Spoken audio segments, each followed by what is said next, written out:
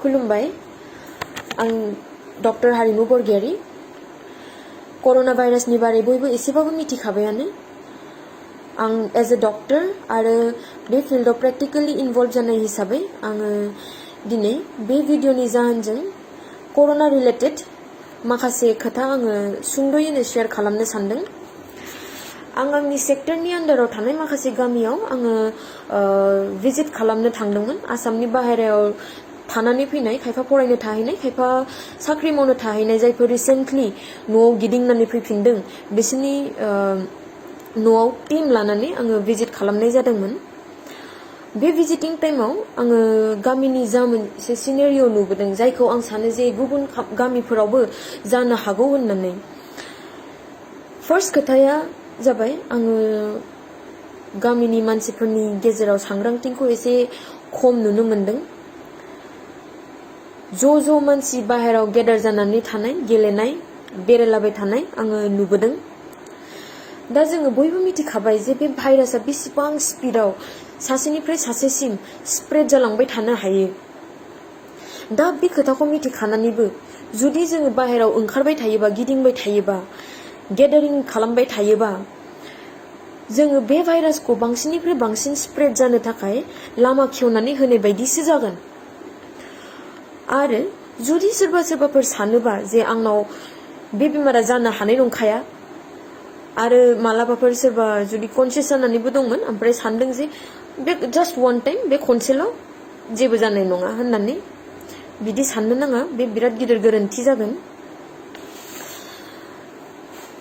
भाइरासआ रावखौबो नाया जातिबो नाया धोरोमबो नाया बिसोरनो मानसिनि देहाल' नांगौ स्प्रेड जानो थाखाय माल्टिप्लाइ जानो थाखाय दिनैनिफ्राय लकडाउन स्टार्ट जाबाय दा बे लकडाउना खालि हाइवेआव गारि दा खारथों होननानैल' नङा हाइवेनि सेरनि बाजारफोर दुकानफोराल' बन्द थाथों होननानैल' नङा बयबो गाव गावनो बुजिनानै गाव गावनि न'आव थानाया मोजां जागोन रावबो रावनिबो न'आव थांलायलायनोबो नाङा फैहोलायनोबो नाङा आरो बे खोथायाव गाज्रि मोनलायनायनिबो खोथा गैया बेयो बयनिबो मोजांनि थाखायसो दा बे लकडाउन टाइमाव इमारजेन्सि टाइमावल' ओंखारलांनांगौ जानो हागौ मालाबा थ' बे इमारजेन्सि टाइमाव जुदि ओंखारलाङोबाबो जेसेबां प्रिभेन्टिभ मेजार्स दङ बेखौ मेनटेन खालामनांगोन आरो ससियेल डिस्टेन्सिं होननायखौ मोजाङै मानिनानै थांनांगोन जाहाथे नों सोरजोंबा रायलायोबाबो बे 1 मिटार डिस्टेन्सआ मेनटेन जायो साइडआव सोरजोंबा जिरायनानै थानांगौ 1 मिटार डिस्टेन्स जाहाथे मेनटेन जायो आरो मोनसे पइन्ट बयबो बिदि साननानै माने बुंदोंमोन माने कि इन्डियाया मोनसे गरम जायगा थ' बेयाव बे भाइरासआ फैनो हानाय नङा बा आसामानो गरम जायगा ओंखायनो भाइरासआ फैनो हानाय नङा बिदि नङा जुदि गरम जायगायाव बे भाइरासआ फैनो हायामोनब्ला होमबा महाराष्ट्रायाव दिल्लीफोराव केरेलाफोराव बे केसआ कर'ना पजिटिभ केसआनो ओंखारनाय नङामोन साउथ इन्डियाया जोंनि नर्थ इस्ट इन्डियानिफ्राय बांसिन गरम अब्लाबो बेयाव केस ओंखारगासिनो सानफ्रोमबो प्रग्रेसनबो जागासिनो केसफोरा आरो दिनै खबर मोनदों जे नर्थ इस्टआवबो पजिटिभ केस ओंखारबाय होननानै स' जों बयबो बांसिन सांग्रां जानानै थानांसिगोन केयारफुल जानानै थानांसिगोन एसेयावनो आं बुङो कनसियास जानाया मोजां खोथा केयारफुल जानांगौ खिन्थु अभार कनसियास जानानै पेनिक जानाया घाबरायनाया मोजां खोथा नङा आं मोननैसो गामियाव आङो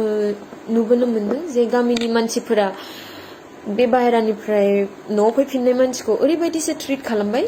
जेन बिसोर माबा मोनसे बिराद गिदिर दाय मावबायसो नामा माने फर्स खालामगासिनो जे न'निफ्राय थांथार सिभिल हस्पिटालाव थांथार नायजानानै फैथार दा गामिनि मानसिफोरा बेबायदि खालामोबा बेयो बिसिनि सायाव मोनसे बे मानसिनि सायावबो आरो बिसिनि फेमिलिनि सायावबो मोनसे हेरेसमेन्ट खालामनाय बायदि जायो सोरबाफोर न'आव फैफिनदों होननानै खबर मोनोबा बेखौ गावबुरानाव खबर होनानै ओमफ्राय गामिनि आसानाव खबर होनानै ल'दोन आरो बेखौ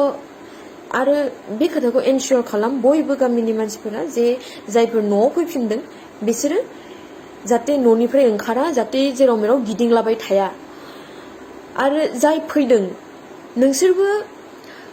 सेल्फ रेसपन्सिबल जानांगोन जे नोंसोरो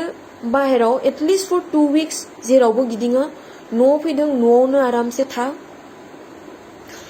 आरो बेखिनियावनो आं बुङो आसा आरो गावबुरानि खामानिया मा जागोन नोंथांमोननि खामानिया बेनो जे गामियाव जायफोर फैफिनदों बिसोरखौ खबर लानानै गामिनि खाथिनि स्टेट डिस्पेन्सारि बा जाय हस्पिटालनि आन्डाराव गोलैयो बा जिखुनु दस्रानोबाबो बेखौ जास्ट खबरल' हर आसाफोरा मिथिगोन ABPM आरो सेक्टरनि मेडिकेल अफिसार इनचार्जफोरखौ बिसोरनो जास्ट खबरल' हरनांगौ जोङो खबर मोनोबानो आङो जेरै खबर मोननानै आङो टीम लानानै आङो गामियाव न'आव थांबाय बेबायदिनो टीम थांगोन हेल्थ डिपार्टमेन्टआ बिराद सेस्था खालामगासिनो बे बेमारखौ जोंनाव फैनायनिफ्राय होबथानो थाखाय बा जोंनाव दाजाथोंनि थाखाय दा बे मेटाराव जुदि नोंथांमोनहाबो जोंनि हेल्प खालामाबा जोंबो हेल्पलेस जागोन दा नोंथांमोना जोंखौ बोरै हेल्प खालामनो हागोन बे जास्ट कि न'आवल' थानांगौ आरो जेबो खालामनो नाङा बाहेराव गिदिंलाबायनाङा जास्ट बाय डेट बिदिनो नोंथांमोना जोंखौ हेल्प खालामनो हागोन जों जोंनि खामानिखौ मावबाय थागोन जोंनि हेल्थ डिपार्टमेन्टआव मोनफ्रोमबो गामिनि आसामनि बाहेराव थानायनि लिस्ट दंजोबो सोर सोर न' फैफिनदों बेफोरखौ जों ट्रेस खालामनो नाजागासिनो आरो बेफोरखौ जोङो बिसिनि न'आवनो थांनानै जोङो नायनानै फैनो थाखाय जोङो लामा लागासिनो इभेन बर्डार्सफोरावबो आरो रेलवे स्टेशनफोरावबो एयारपर्टआवबो जोंनि टीम्स मेडिकेल टीम्स हरनाय जादों नायनो थाखाय आरो जेसेबां जुदि बारग'नानैबो फैयोबा जोङो बिसोरखौ न'आवबो जोङो ट्रेस खालामनाय जागासिनो जों खालि थाखुमानानैल' थानाङा गामिनि मानसिफोरा बेबायदि फर्स खालामबाय थायोबा बे मोनसे थाखुमानायनिबो जाहोन जायो रागा जोंनानैनो आं थाङा मा खालामनो खालाम बेबायदि टाइपनि जायो स' बिदि खालामनो नाङा हेरेसमेन्ट होनो नाङा जों दङ जोङो न'आवनो थांनानै जोङो नायनानै फैगोन जोंनो जास्ट खबरल' होनांगौ जोंखौ बे फाइटआव नोंथांमोनहाबो हेल्प खालामनांगोन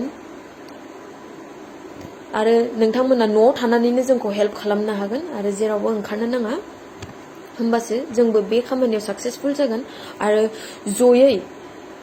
जयै जोङो बिदिनो बारग'नो हागोन गोजोन्थों